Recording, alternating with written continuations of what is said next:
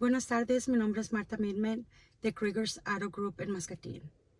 Hoy les vamos a demostrar un nuevo sistema que ha sido incluido en los vehículos más recientes del mercado automotriz. Normalmente, cuando manejamos en una ciudad donde hay demasiado tráfico, nos encontramos en situaciones donde paramos mucho. Sin embargo, cuando paramos en los semáforos, el vehículo que manejamos, el motor no se apaga, sigue consumiendo gasolina y generando contaminación o emisiones innecesarias.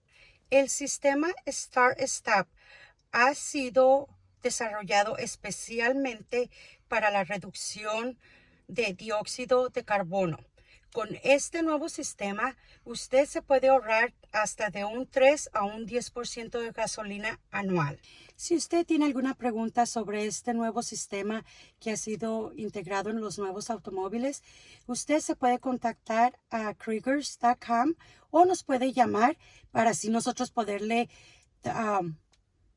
responder a sus preguntas. Gracias.